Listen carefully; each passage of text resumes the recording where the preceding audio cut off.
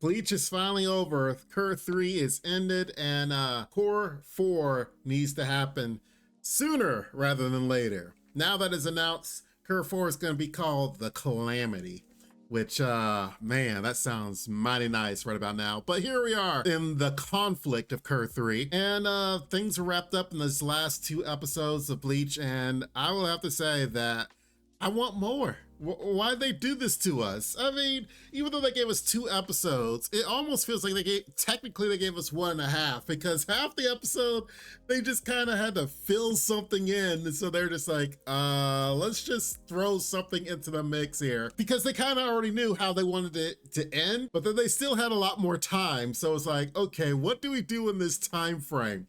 Oh, let's just add a little snippet here, you know, that could have a little funny outtakes as we wrap up the last Cour. And I partly felt like I had a bad taste in my mouth about it, but the Cour was just so good. So much happened in these last few episodes in the last series that we finally got a lot of fights that we wanted to see. And there's yet still more fights to come. And of course, going to be coming in the Calamity. This was just so good. So much happened that was so good that I will try to dissect and get into it. Let's start with this moment here. I honestly thought that they were going to cut it. For those that don't know, they didn't really touch on too much about those little birds and what they were. They were left over from X the Axis, Stern Ritter. You know, whenever he died and his pieces fell down, they fell down to Serite, and that's what those raining lights were. I honestly think that they may try to expand upon this in the next Cour, because there was so much still left out of this. Like, the birds kind of talk amongst themselves, and it's like, oh man, you know, this happened to me, my god form is gone. And then they're like, oh well, let's take out Serite. And then here comes Kira coming in, and it's like, all right, I gotta get rid of these birds. And then they're like, who are you? And he's like, a dead man. And then he starts attacking, and it goes from there. This is what I was talking about, was it last week, the week before, that I was like, oh, there's some stuff that happened that I want to talk about, but I can't. Well, this is one of them. The fact that X-Axis technically isn't quote unquote dead per se. He's just in another form, but he will be dead. Just to see the moon in this guy's gaping hole. It's just such a great moment. It was one of those that I really wanted to animate it, but it was like, oh, I guess they're going to cut the content. Oh, well. Well, they brought it in. They shoehorned it. And honestly, with the fact that they had to fill in for time, I'm surprised they cut as much of it as they did, because they definitely could have had more scenes added onto here to kind of explain a little bit more. Seeing this guy die in the manga as one of the first ones when they're being invaded, I was like, oh snap, this 1,000 Years Blood War is no joke. They're not above killing some, you know, named characters off. Well, later we learned he's like, yeah, he's dead, all right, with a gaping hole in him. Yeah, I'm sure probably Kurisuchi probably saved him, you know, because he tends to do stuff like that. But yeah, that was one of the big differences. It was like, oh, they didn't cut it, but then they abbreviated it. So I wouldn't be surprised if when Cour 4 comes up, they kind of expand upon this scene a little bit as, you know, like an opening type scene to an episode. If they do, they do. If they don't, oh well, it was still pretty cool to see this part animated, the moon in his chest. A sore spot I kind of had with this, I don't know, episode, the return of Renji was pretty interesting, because the fact is, isn't he supposed to be dead? Well, with the added scenes and the added fight that they had between Renji and Iryu, you would think he was, but then he returns here like nothing happened. I kind of had a bad taste in my mouth because of this. He comes back, it's like, oh yeah, I kind of got healed, quote unquote, and now I'm back, and he's able to do, you know, what he's supposed to do, even in the manga.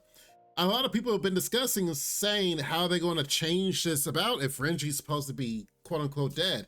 But they're like, nah, he's just alive. And they're like, oh yeah, he had a hole through him just a little too cleanly. Because of how clean it was, they were able to heal him. It kind of rubs me the wrong way. It honestly does, because they added this extra scene with Iryu and Renji. We don't really get scenes together with them.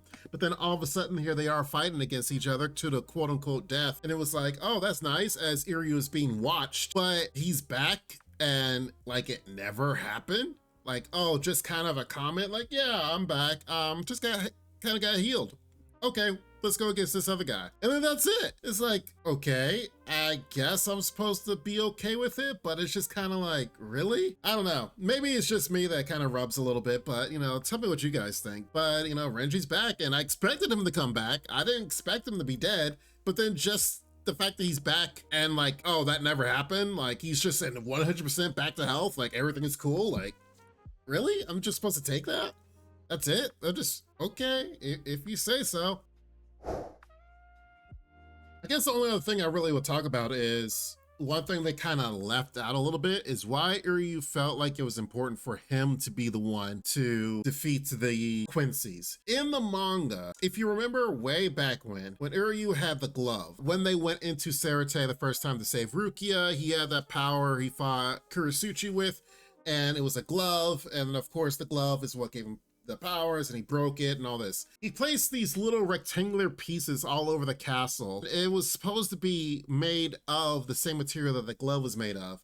And Iryu's plan was to bring the castle down with these pieces, as of course they're aligned to his Quincy powers and his blood. They didn't really talk about that. So when Iryu kind of was like, oh, when he told Ichigo, I have to be the one to stay behind, you know, and fight the Quincy's, it really kind of fell on deaf ears to me because it didn't expand upon why. And the manga kind of did a little bit as far as because of the whole glove thing. And it was like, oh, because of the glove he's had, because it kind of aligns with his blood. Okay, I understand this is why he needs to be the one behind, or why he felt like he had to be the one to bring down Yhwach and everybody else. It didn't really expand upon that on the anime. So when Ichigo's like, why do you have to do it? And he's like, just cuz. It's like, that's it? That's all you're gonna say? You kind of knew Iryu was on Ichigo's side because, yeah, they fought together. Yeah, they were trying to shoot at each other, but Iryu never really felt like the bloodlust was in him. Like, he really was trying to kill somebody. I've seen some Bleach moments when they're really trying to kill their opponent, and it just never really felt like Iryu was trying to do that. So the fact that he was, whenever you try to fight Ichigo, it kind of looked like it was more of a sparring match than actually match to the death, to the finish. And it's like, okay. And of course, when they thought they were isolated and he finally could try to talk a little bit, yeah, they're not as isolated as they thought they were. So I'm glad Iryu is back on their side, and we'll see what happens in the Calamity and with Iryu and his conclusion to his fight. So as far as rating is concerned, this Cour, I would have to give it a 9. Some really great moments that's finally animated. There's a reason why Bleach was so good way in the past, that even to this day and age, as 2024 comes in and 2025 comes out, Bleach still shows like, hey, we got a lot to share, we got a lot to talk about, and this is why we're on top. I mean, as the Vizords come here, Bleach is Bleach, and Bleach is good, and it's great to be good, and it's the best.